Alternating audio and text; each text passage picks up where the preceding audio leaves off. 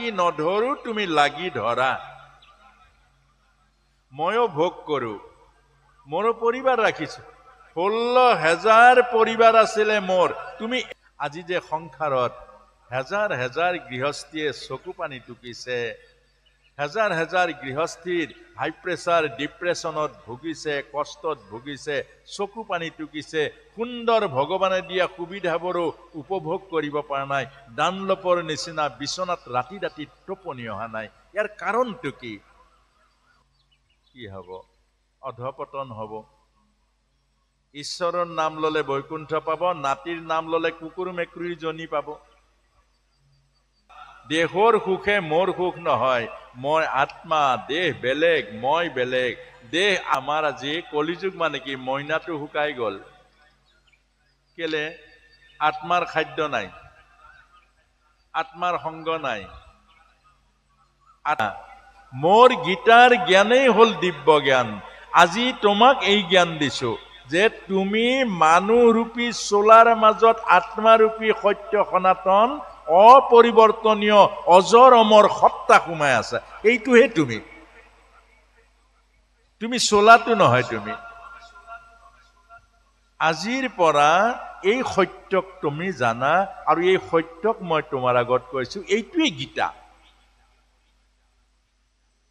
যে এই শৰীৰৰূপী চোলাত অনন্ত কোটি জন্ম তুমি আহি আছা অনন্ত কোটি জন্ম 84 লক্ষ জুনিৰ অনন্ত কোটি জন্মই জীৱই ঘূৰি ফুৰে এই সংসাৰত কিন্তু যিদিনা জীৱই অনুভূতি বা বোধলৈ আহিব জীৱনা যি বুজি পাব যে মই দেহ নহয় মই মাত্ৰ আত্মা আমি দেহ নাই আমি শুদ্ধ আত্মা আমি দেহ নহয় মাত্ৰ আমি আত্মা সেই যিদিনা বুজিব ভগৱত গীতাৰ সেই পৰম সত্যবাণী আৰু সেই দিনাই জনম জনমৰ দুখ মোচন হৈ যাব জনম জনমৰ ক্লেশ দূৰ হৈ যাব জন্ম মৃত্যুৰ চক্ৰৰ পৰা আঁতৰি যাব আৰু কি কৰিব তেতিয়া লীলা কৰিব মোৰ নিচিনা লীলা ভাওনাত যেনেকৈ দুৰ্যোধনে লীলা কৰে ভাওনাত যেনেকৈ শুকুনিয়ে লীলা কৰে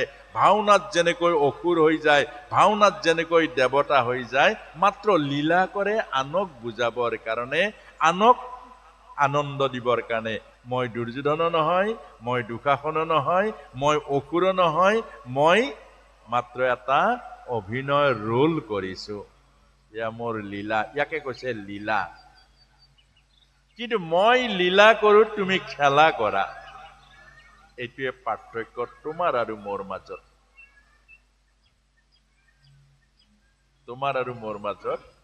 এইটো পাৰ্থক্য মই লাগি নধৰো তুমি লাগি ধৰা ময়ো ভোগ কৰো মোৰো পৰিবাৰ ৰাখিছো 16,000 পৰিবাৰ আছিলে মোৰ তুমি এগৰাকী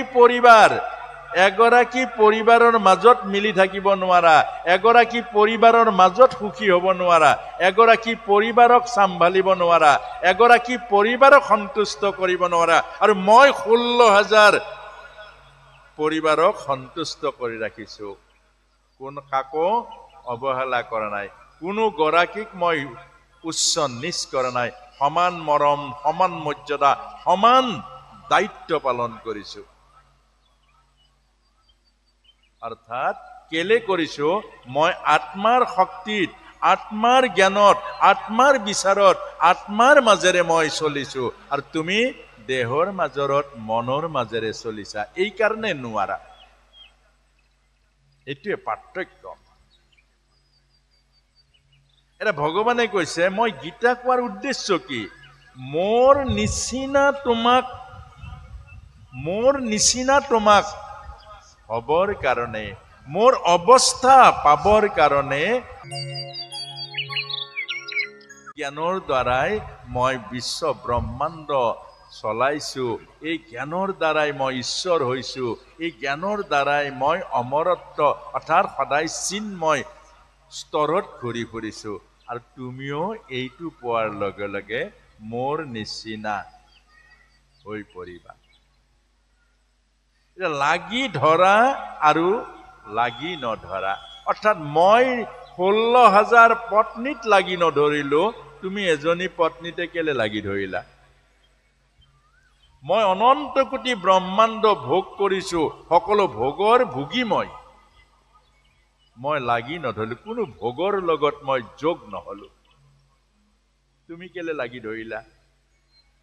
এতিয়া প্ৰশ্নটো হৈছে, তোমাৰ গীতাৰ জ্ঞান নাই, মোৰ গীতাৰ জ্ঞান আছে।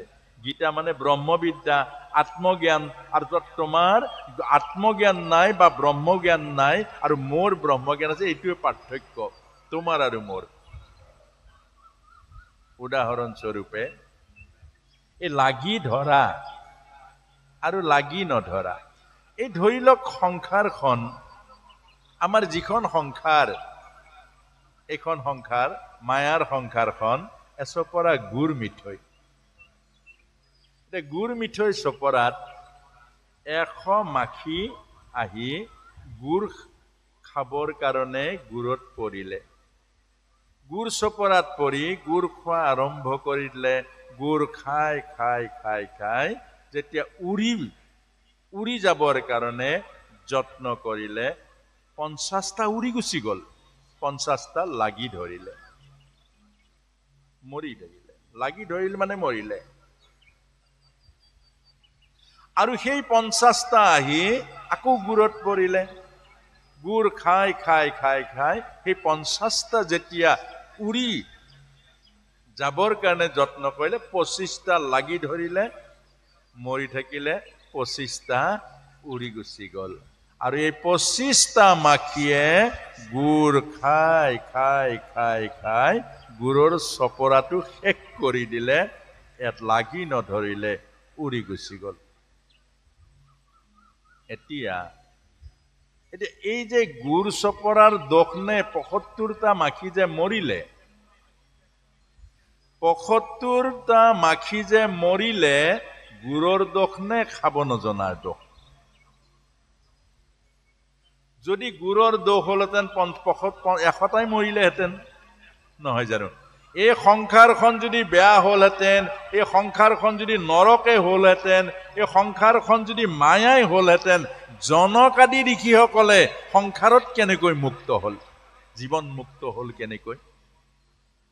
শুকদেৱৰ নিচিনা এই মহান মহান এই সংসাৰত জন্ম পোৱা এইবোৰ আত্মা কেনেকৈ মুক্ত আত্মা হলহেঁতেন? এইটো কথাকে বুজাইছে। এই যে 75টা মাখি মৰিলে, খাব নজনাৰ কাৰণে মৰিলে। আজি যে সংসাৰত হেজাৰ হেজাৰ গৃহস্থীয়ে চকু পানী টুকিছে, হেজাৰ হেজাৰ গৃহস্থীৰ হাই প্ৰেছাৰ, ডিপ্ৰেছনত ভুগিছে, কষ্টত ভুগিছে, চকু পানী টুকিছে, সুন্দৰ ভগৱানে দিয়া সুবিধাবোৰো উপভোগ কৰিব পৰা নাই, ডানলপৰ নিচিনা বিচনাত ৰাতি ৰাতি টোপনি অহা নাই। ইয়াৰ কাৰণটো কি? ইয়াৰ কাৰণ হল লাগি ধৰে, ভোগ কৰিব নাজানে। আৰু ভোগ কৰিব নজনাটোৱে হল দুখৰ কাৰণ, ভোগ কৰিব নজনাটোৱে হল কষ্টৰ কাৰণ, আৰু ভোগ কৰিবৰ কাৰণে নজনাটোৱে হল আমাৰ জীৱনৰ অধপতন, মৃত্যুৰ কাৰণ। এতিয়া এই যে 75টা মৰিলে, কিয় মৰিলে? পাখি লগাই গুড় খালে, পাখি দুখন লগাই গুড় খালে, আৰু 25টা যে নমৰিলে, পাখি বচাই গুড় খালে। এতিয়া আপোনাৰ হবে বচাই খালে খাবনে লগাই খাব? বচাই পাখি লগাই গুড় খালে এই সংসাৰখনে মৃত্যুৰ কাৰণ হব। কেলে? অন্তিমত ভগৱানৰ নাম লব লাগে, ভগৱানৰ নাম নাহিব, নাতিটো চাওঁ, নাতিটো চাওঁ, নাতিটো চাওঁ। নাতিটো চালেহে মোৰ মনৰ কামনা পূৰ্ণ হব, মনৰ ভাৱনা পূৰ্ণ হব। আৰু নাতি চাওঁ চাওঁ কৰি যদি প্ৰাণবায়ু ত্যাগ কৰে, পিছৰ জন্ম কি হব? অধপতন হব। ঈশ্বৰৰ নাম ললে বৈকুণ্ঠ পাব, নাতিৰ নাম ললে কুকুৰ মেকুৰীৰ জনী পাব। ইয়ং ইয়ং বাপি স্মৰণ ভাৱন তেজ্য তেন্তে কলেবৰম তম তমেইব ইতি কন্তেয় সদা তদ্ভাৱমাগতঃ। অন্তিমত যিটো ভাৱনাৰে মানুহে শৰীৰৰ পৰা প্ৰাণ ত্যাগ কৰে, পাছৰ জন্ম তাতেই হয়। অন্তিমত ভগৱানৰ নাম ল'ব লাগে, অন্তিমত কাৰোবাৰ লগত শত্ৰুতা কৰি থৈ দিছে, সেই শত্ৰুজন আপোনাৰ ওচৰলৈ মৰাৰ আগে আগে চবে মাত লগাবলৈ আহে। আপুনি কাৰোবাৰ লগত মনত গাঁঠি লগাই থৈ দিছে, মহা শত্ৰু বনাই থৈ দিছে, অন্তিমত আপোনাৰ ঘৰলৈ আহিলে আৰু আপুনি সেই অন্তিমত অহা সেই শত্ৰুজনক দেখা পোৱাৰ লগে লগে মন ভয়ানক প্ৰতিহিংসা আৰু বিদ্বেষ আহিলে যে মইতো যাবলৈ ওলালো, তোক প্ৰতিশোধ ল'ব নোৱাৰিলো। এই ভাৱনাৰে ইস भावना से जो देहांत हो जाता है वो परवर्ती जन्म कुत्ता का जन्म हो जाएगा। পাছৰ জন্মতো কুকুৰৰ জনী পাব। সেইকাৰণে কাজিয়া কৰি ফুৰে। কুকুৰে কেলে কাজিয়া কৰে? অৰ্থাৎ যি মানুহে প্ৰতিহিংসাত প্ৰাণ ত্যাগ কৰে, কাৰোবাৰ প্ৰতি শত্ৰুতাত প্ৰাণ ত্যাগ কৰে, সেই মানুহে পাছৰ জন্মত কুকুৰৰ জন্ম পায়। সেইকাৰণে কাজিয়া লাগি ফুৰে। সেইকাৰণে আমাক ভগৱত গীতাত কৈছে যে আমাৰ জীৱনৰ অন্তিম গতি কেতিয়া হ'ব? আত্ম ভাৱনাটো আত্মাৰ লগত যোগ কেতিয়াও নেহেৰুৱাব। এই কথাটোকে প্ৰভুৱে আমাক কৈছে। গীতাই এইটোৱে শিকাইছে যে মই আত্মা, মই পৰমাত্মাৰ অংশ, মই অজৰ অমৰ সত্তা, মোৰ জন্ম নাই, মোৰ মৃত্যু নাই, ময়ে সনাতন সত্য। এই ভাৱটো, অৰ্থাৎ আমি গোটেই দিনটো শৰীৰৰ সেৱা কৰোঁ। গোটেই দিনটো শৰীৰৰ কাৰণে কিমান প্ৰসাধন সজাই সজাই ৰাখিছোঁ। অকল শৰীৰৰ সুখৰ কাৰণে ক'ত ক'ত ভাল ভাল খোৱা বস্তু পায়। শৰীৰটো সুন্দৰ কৰিবৰ কাৰণে কিমানবোৰ প্ৰসাধন, কিমানবোৰ ভিটামিন খাদ্য, কিমানবোৰ প্ৰটিনযুক্ত খাদ্য, কিমানবোৰ শৰীৰটোৰ কাৰণে মৰমত আমি 24 ঘণ্টা পাৰ কৰি দিওঁ, কিন্তু আত্মাৰ চিন্তা নকৰোঁ। 5 মিনিট আত্মাৰ চিন্তা কৰক, নিজৰ চিন্তা কৰক যে মই দেহ নহয়, মই আত্মাহে। দেহটো মোৰ এটা চোলা, দেহৰ সুখে মোৰ সুখ নহয়, মই আত্মা। দেহ বেলেগ, মই বেলেগ।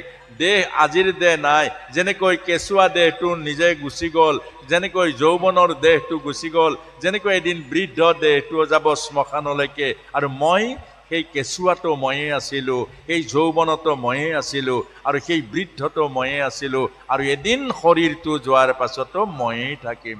আৰু সেই মোৰ চিন্তাটো। মানুহ কেতিয়া ধুনীয়া হয়?